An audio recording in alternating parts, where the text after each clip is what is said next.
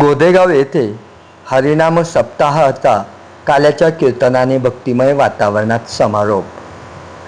कोपरगाव तालुक्यातील मौजे गोदेगाव येथे आयोजित करण्यात आलेल्या अखंड हरिनाम सप्ताहाचा समारोप भक्तिमय वातावरणात आणि हरिभक्ताच्या उत्स्फूर्त प्रतिसादां उपस्थितीमध्ये मोठ्या उत्साहात संपन्न झाला.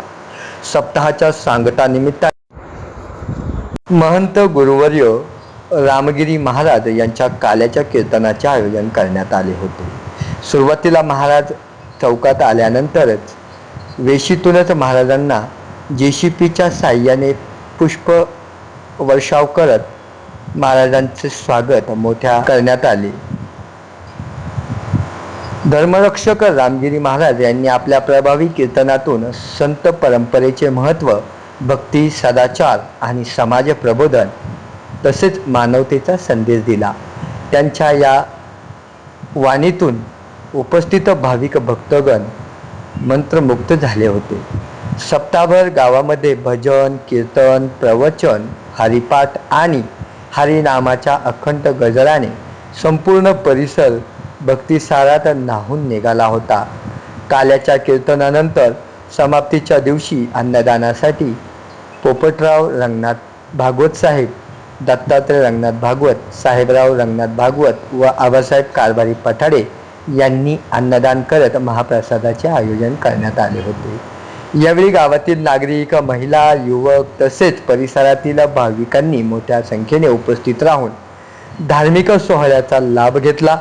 सप्ताह यशस्वी करण्यासाठी गोदावरी दूध संघाचे संचालक सुदामराव कोळसे पाटील, शशिकांत रांधवणे, नवनाथ खैरनार, लालूबाबा सोळसे तसेच गोदेगाव येथील वीरभद्र महाराज मित्रमंडळ, सावता महाराज तरुण मित्रमंडळ व जय बाबाजी भक्त परिवार आणि ग्रामस्थ भाविकांनी विशेष परिश्रम घेतले होते. या धार्मिक सोहळ्यामुळे गोदेगाव परिसरात भक्ती, श्रद्धा आणि उत्साहाचे वातावरण निर्माण झाले असून सप्ताहाची सांगता अत्यंत उत्साह व आनंदमय वातावरणामध्ये पार पडली होती. गोपी लावेला साळा ऐसा भक्ता संकेत लागे तैसे लावे प्रता. तुका म्हणे आले रूपा व्यक्त चांगले ऐसा भक्ता संकेत लागे तैसे लावे प्रता. पांडुरंगा गुरु प्रथम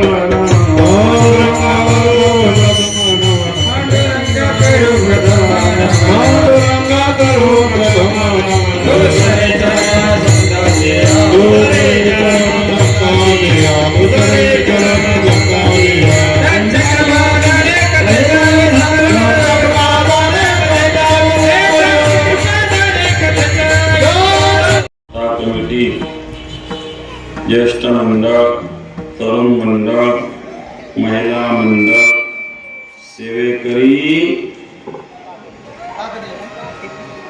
प्रत्येक महिन्याच्या 10 तारखेला येणाऱ्या सेवेकरी महिला मंडळ, ग्रामस्थ सर्वांना धन्यवाद. आज सांगता आहे काल्याच्या कीर्तनाने अखंड हरिनाम सप्ताह, अधिक मास, पुरुषोत्तम मास, अधिकस्य अधिकम फलम. तसा आपला बुद्ध पौर्णिमेला कार्यक्रम राहतो. तर अधिक मासामुळे आपण अधिक मासात घेतलाय. पुढच्या वर्षी अधिक नाही, उपयोग काय करायचं, पुढच्या अधिक नाही घ्यायची आहे 30 तारीख म्हणजे 7 ऑक्टोबरवर गेला. तुमची तारीख कुठे होती? बुद्ध पौर्णिमा. तुम्ही आलेच नाही.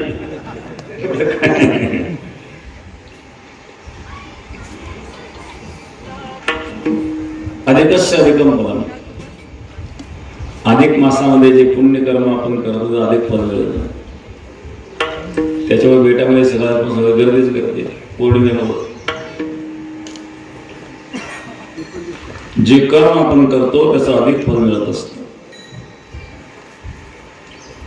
आणि म्हणून या कालावधीमध्ये पुण्यकर्म लोक करतात. अधिक मासाचं निमित्त आहे, काल्याचा प्रसंग आहे. काला म्हटल्यानंतर विचार बंधन आहेत, कृष्णाच्या बालचरित्राचं. भगवंताचं चरित्र अलौकिक असतं आणि अशा प्रकारे असणारं हे जे अलौकिक चरित्र आहे याचं उच्चारण करून मनुष्याचं मन शुद्ध होतं. मनबुद्धी शुद्ध झाली म्हणजे समाधान मिळतं, आनंद मिळतो. आनंदाकरिता समाधानाकरिता परमार्थ लोक कशा करताय करतात. एखाद्या माळच करून टाकली किंवा माळ दिसत नाही, तुटली म्हणजे कशी काय तुटली. बघा ना शेजारी कोणीतरी काही खातं काही पितं कसे वागतात तरी मजेत येते. मी एवढा देव करतो आणि काय उपयोग आहे म्हणले काय करू. एक गेला पंढरीला वारीला, पंढरीला वारी गेला इकडे शिकाय मी दिली. पुढच्या वर्षी वारीत दिसलं नाही का तुम्ही वारीला दिसले नाही आपली पंढरीची वारी धार्जन नाही म्हणून काय झालं. वारीला गेलं तुला गाय म्हणजे म्हणून आता गाई मरण्यासारख्या वारीचा काय संबंध आहे. कोणत्याही समुद्र जोडतात गाय गायच्या जागेवरती मी ते समज का नाही. पंढरीची वारी ही समाधान करतात. वारी केली म्हणजे काही मिळावं ही अपेक्षा नसते. भक्ती समाधानाकरिता असते. भक्तीमध्ये असणारं प्रेम हे निस्वार्थी प्रेम असतं. अनिर्वचनीय प्रेम स्वरूपम. खरं प्रेम जे असतं ते अनिर्वचनीय असतं, जे शब्दाने व्यक्त होत नाही. गुणरहितं कामनारहितं प्रतीक्षावर्धमानं सूक्ष्मतरं अनुभवरूपं अविच्छिन्नं. नारद भक्तिसूत्रामध्ये प्रेमाचे लक्षण सांगितले. प्रेमामध्ये गुणदोषाचा विचार नाही आणि ज्यात गुणदोषाचा विचार होतो ते खरं प्रेम नसतं. गुणदोष प्रेमात आले तर ते प्रेम टिकत नाही. महाराज प्रत्येक माणसामध्ये काही ना काही गुण असतात, काही ना काही दोष असतात. दोष शोधायचा प्रयत्न केला तर मग दोषच आहे. काही लोक कोणी काही बोललं की काय म्हणतात दोषच त्या दृष्टीने विचार करतात. तर अशा प्रकारे प्रेम हे गुणदोषाच्या पलीकडे असतं. प्रेम हे अनिर्वचनीय असतं. प्रेमामध्ये कामना नसावी. संसारामध्ये कामना म्हणून प्रेम आहे. नवानि पुत्राणां कामाय पुत्रः प्रियो भवति आत्मनस्तु कामाय पुत्रः प्रियो भवति. बाप मुलावर का प्रेम करतो तर बापाला वाटतं म्हातारपणी मुलगा माझी सेवा करेल. सुखाची इच्छा आहेस ना, आता करतोच असं नाही. एखाद्या वर्षामधल्या पत्त्याची खोली बांधून दिली एक बास टाकून त्याच्यावर गोधडी. आता गोधडी पाहायला मिळत नाही. काय बरं ठिगळ ठिगळ माहिती का आजच्या करून आता ठिगळ लावून पेंटिस होतात. नव्या ठिगळ नुसते ठिगळ नाही, फाटक्या पॅन्टी. फाटक्या पॅन्टीची फॅशन. गुडघ्यात फाटकी, मानेत फाटकी, खाली फाटकी जवळ टाईट. एकाला म्हणला अरे फाटकी पॅन्ट काय घालतो, नवी आणायची ना. नाही नवीच आहे, फाटकी कशी काय फॅशन आहे. बरं चांगल्या पॅन्टीपेक्षा फाटक्या पॅन्टीत पैसे असतात. एकाची पॅन्ट फाटकी तो खाली वागायलाच तयार नाही. सांगितलं दर्शनाकरता खाली वागायला तो खाली होतं की मागून फाटत. एवढे काही केस घालतो एवढे फॅशन. सगळं जग फॅशनच्या पाठी बघायला लागलं. एकाने 2-4 साड्या घेतल्या पत्नी करता पळत होती का मध्ये मित्र भेटला परत का सांगला चोरून घेतल्या काय हे काय पावती म्हणून परत का सांगला. त्याने सांगितलं घरी जायला जर उशीर झाला तेवढ्या वेळा जर फॅशन बदलली तर आई पैसे वेळा देईल. तात्पर्य गरजा खूप असतात. पतीला वाटतं पत्नीपासून सुख पाहिजे, पत्नीला वाटतं पतीपासून सुख पाहिजे, बापाला वाटतं मुलापासून सुख पाहिजे.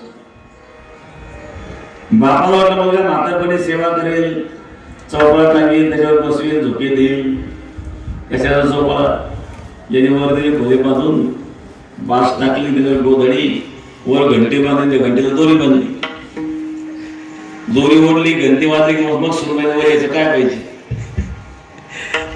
एक दिवस पोरग खेळत खेळता त्या पोरून घंटीच काढून टाकली, घंटी काढून टाकल्यानंतर म्हातारा ओढून ओढून घसा पोट झाला, हे कुठं आवाज जातो, एकच ते घंटी उभा मेलं ते म्हातारा ओढून ओढून. संध्याकाळी हा ड्युटीहून घरी आला, वर जाऊन पाहतो तर म्हातारा मेलेलं दिसलं, पत्नी जायचं कळत नाही का वर का गेली नाही म्हणतो.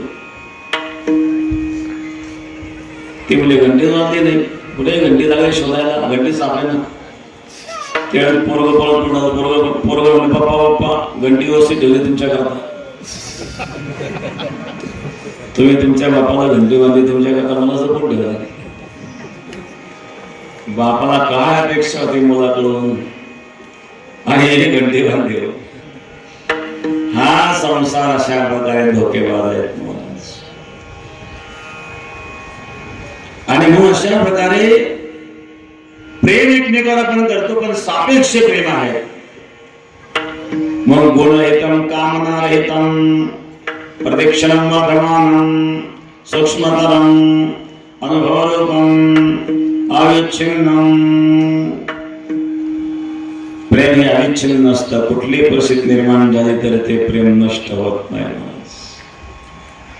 त्याला आई आई म्हणून शेजाऱ्याने पाहिलं, कडं उचलून घेतलं, रडू नको बाळ, काय पाहिजे तुला, म्हणजे आई पाहिजे. अरे आई भेटेल तुला, खायला देऊ का, चॉकलेट खातो का, शब्द नको आई पाहिजे. बिस्कुट खातो का, बिस्कुट नको आई पाहिजे. शिव मुरमुरे खातो का, शिव मुरमुरे नको आई पाहिजे. पोंगा खातो का, पोंगा नको आई पाहिजे. बुट्टीची पाव खातो का, त्याला आई सोडून काही सुचना. जसं बालकाला आई सोडून काही सुचत नाही, तसं भक्ताला भगवान सोडून काही सुचत नाही. भक्ताची अवस्था त्या परमात्म्याच्या एकरूपतेमध्ये जो आनंद मिळतो, त्या आनंदात स्थित झालेली जी अवस्था आहे. संसारात हा आनंद नाही. आज आनंद रे की परमानंद रे, आज आनंद रे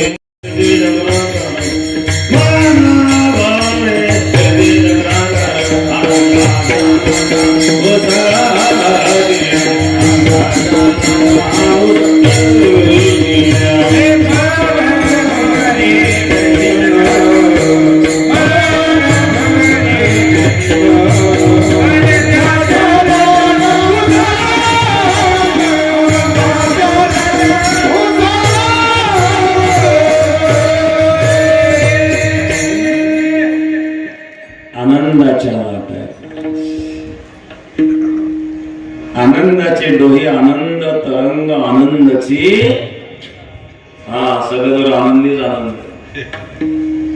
संसाराची दुःख दुःख कायम चेहरा पडलेलाच, चेहरा उतरला.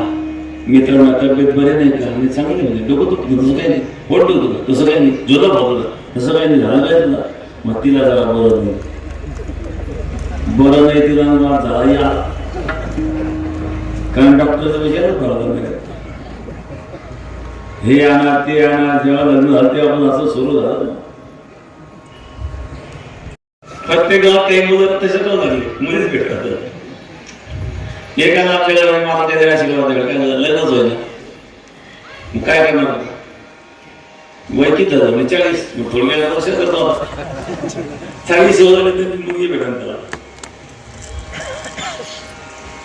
ज्याला भेटत नाही तोही दुःखी, ज्याचं लग्न झालं त्याला विचारून. संसार असाच आहे. या संसारामध्ये अनेक दुःख, अनेक संकट आहेत. एके ठिकाणी एका कवीने संसाराचे दुःख वर्णन करताना असं एक उदाहरण सांगितलं. त्या सांगितलं, भगवान शिव स्मशानात राहतात परिवारासह.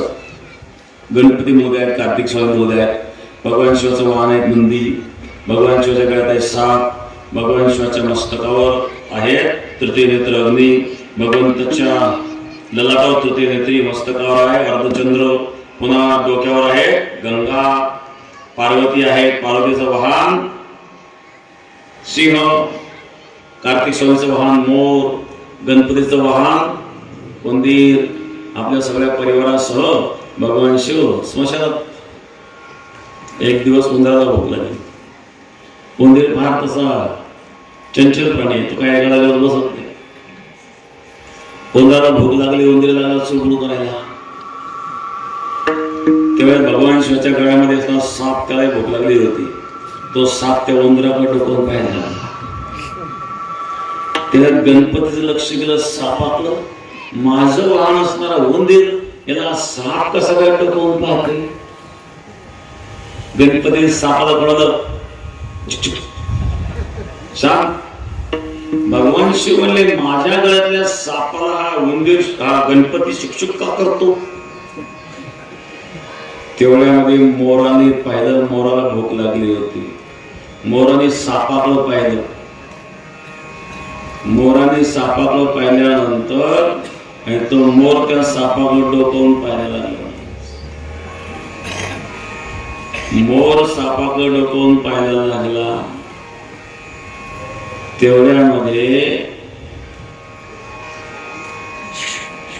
पार्वतीचं वाहन सिंह. सिंहाला भूक लागली. सिंहाला अशी भूक लागली ना तुला वाटतं हत्ती खाऊन टाकावं काय. त्याला हत्तीची आठवण झाली. त्या दिवशी गणपतीची सोन हातानं बसली. त्या सिंहाला वाटलं की हत्तीच बसलेला आहे. सिंह लागला गणपतीला गुरु गुरु गुरु गुरु करायला. तेव्हा पार्वतीचं लक्ष गेलं भगवान शिवाच्या डोक्यावर बसलेली गंगा. पार्वतीने कळव ही कधीपासून डोक्यावर बसते तुमच्या. तुमची धर्मपत्नी हिला डोक्यावर घेतलं, कानावर तिखट झाली. ही तुमच्या डोक्यावर कशी. तेवढ्यामध्ये भगवान शिवाच्या मस्तकावर काय अर्धचंद्र आहे, चंद्रकोर आहे. ललाटावर तृतीय नेत्र अग्नी आहे. अग्नी आणि चंद्र दोघांचा वाद होऊ लागला. अग्नी म्हणला मी दाह करण्याकरता आलो, तू या ठिकाणी शीतल का करतो. चंद्र म्हणला मी शीतल करण्याकरता आलो, तू दाह का करतो. या सगळ्या गोष्टी पाहिल्यानंतर भगवान शिवाला वाटलं अरे अरे या संसार काही खरं दिसत नाही. आता असं जर संसार असेल आणि असं जर सगळं असेल तर जगण्यात काही अर्थ नाही म्हणून भगवान शिवाने विशेष पिऊन टाकलं. मग विष पेरत संसार. आता भगवान शिवाने मला विष का भाषण केलं याची कारण वेगळी आहे. पण संसारातील दुःखाचं चित्र रेखाटण्याकरिता अशा प्रकारचं उदाहरण डोळ्यासमोर उभं केलं की अशा अशा प्रकारे संसारामध्ये दुःख असू शकतं. मग संसाराला कितीमध्ये सांगितलंय दुःखालयम अशाश्वतम. संसार हा दुःखालय आणि अशाश्वत आहे. मग अशा प्रकारचे दुःख आपल्याला संसारात पाहायला मिळतात. आणि या संसारावर प्रेम करतोय, दुःख भोगतो. मग संसारावर प्रेम करू नये का. संसारावर प्रेम करू नये असा अर्थ नाही, परंतु ते नाशवान आहे हा भाव मनामध्ये ठेवून म्हणजे ते दुःख होणार नाही. मग अशा प्रकारे मी सांगत होतो प्रत्येक मनुष्य अपेक्षा सुखाची आनंदाची करतो. सुखा करता एकमेकावर प्रेम करतो. पण भगवंताच्या भक्तीत असणारा जो आनंद आहे तो आनंद त्या गोपींनी लुटला, गोपाळांनी लुटला. रात्रंदिवस त्या गोपी भगवंताचं भजन चिंतन करू लागल्या. तुकोबराय सुद्धा सांगतात दिनरजनी हाची धंदा गोविंदाचे भवन. जागृती स्वप्ने सुषुप्ती नाटवे. जागृती स्वप्न सुषुप्ती नाटवे.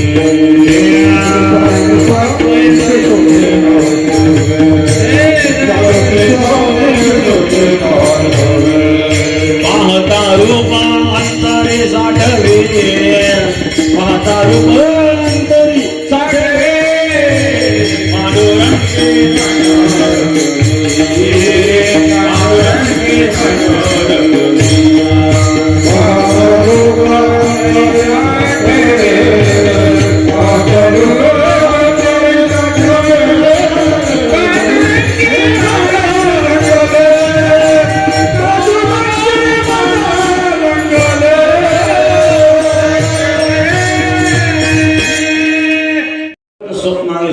तिन्ही अवस्थेमध्ये भगवंताचं चिंतन आहे.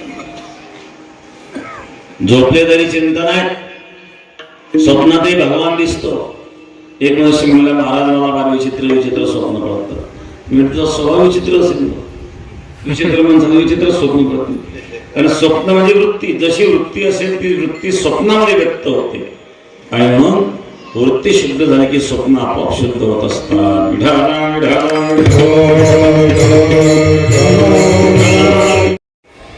एकलेना कंठेची म्हणून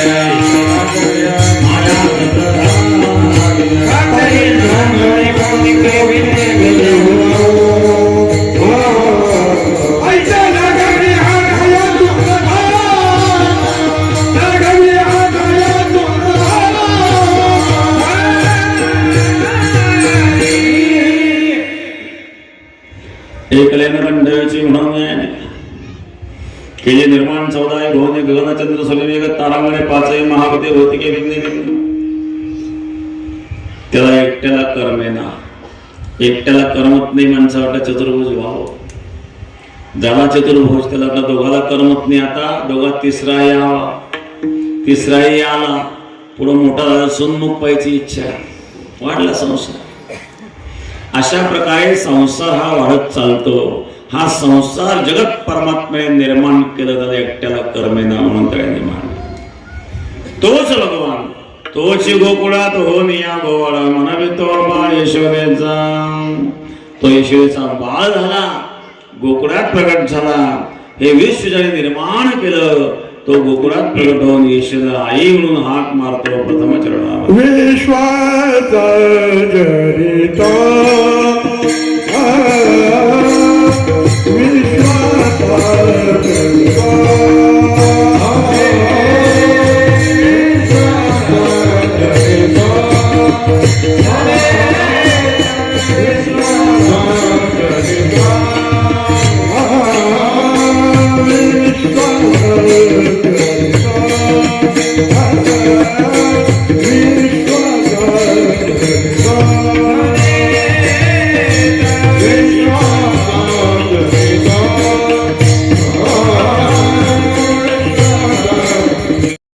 विशाल प्रेम तिला आई म्हणतात. लेकराच्या हिताला हे माऊलीचे चित्तायचे काय कळवळ्याची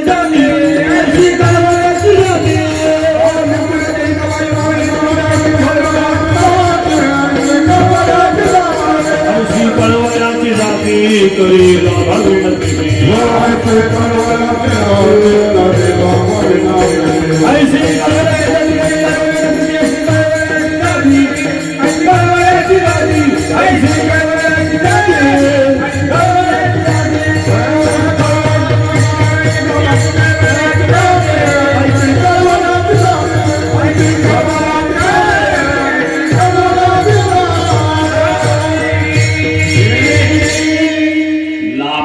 प्रीती करणारे कळवळ्याची जाती म्हणजे आई आहे. आ म्हणजे विशाळी म्हणजे प्रेम, आई म्हणतात. आणि मम्मी, मम्मी म्हणजे काय माहिती, ख्रिश्चन धर्मामध्ये मुलगा सुरक्षित ठेवतात त्याला मम्मी म्हणतात. आणि डॅडी डेड बॉडी आई मुलगाचे, आई मुलगा ती मुलगा जिवंतपणे मुलगा म्हणून गेला आनंद वाटतो. पण आई शब्दात प्रेम आहे, विशाल प्रेम आहे. आई आ म्हणजे विशाल, ई म्हणजे प्रेम. आपल्या संस्कृतीमध्ये प्रत्येक शब्दात रहस्य आहे. मला पती पत्नी, पती म्हणजे काय, पातू धातूपासून पती शब्द निर्माण होतो. संस्कृतमध्ये पातू शब्दाचा अर्थ रक्षण करणे, म्हणजे पती शब्दाचा अर्थ पत्नीचं रक्षण करणं, ज्याची जबाबदारी आहे तो पती. आणि पत्नी पतनात त्रायते. पत्नी आपल्या नवऱ्याला पतनापासून जी तारते ती पत्नी. म्हणजे नवरा जर बिघडला तर त्याला ताळ्यावर आणते ती पत्नी. पत्नी शब्दाचा अर्थ आहे पतन होण्यापासून तारते. पत्नी पतीला पतनापासून तारणारी. काही दारूची व्यसनाला लागला, कोणी कोणत्या नादी लागला, त्याला वेळेवर तारणं, त्याला योग्य मार्गाला वटणीवर आणण्याचं काम जी करते ती पत्नी आहे. पतनात त्रायते पत्नी शब्दाचा अर्थ आहे. आणि पती शब्दाचा अर्थ आहे जो पत्नीचं रक्षण करतो. दोन्ही शब्द एकमेकाला पोषक आहे. पतीनं पत्नीचं रक्षण करायचं असतं आणि पत्नीने पतीला ताळ्यावर आणायचं असतं. तेव्हा संसार नीट चालतो. वाचा धनिता म्हणे यशोदे श्री माता.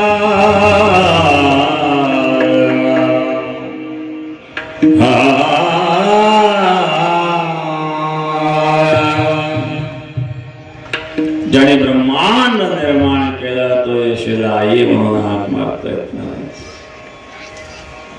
आईचा महिमा. पृथ्वी ज्याने तृप्त केली त्याची यशोदा भोजन झाली. यशोदा गाईचं दूध काढत होती. कृष्ण राहिलेला आई मला भूक लागली. यशोदे घराकडे चाल मला जेव घाल. यशोदे घराकडे चाल मला जेव घाल.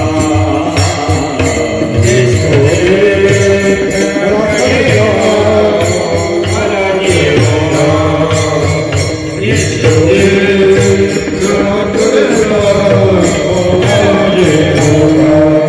साध्या गव्हाची पोळी मला घे पुरणपोळी करून दे मोठी. नाही आली तर गोळा जाती मला तेवढा. घराकडे जा मला तेवढा.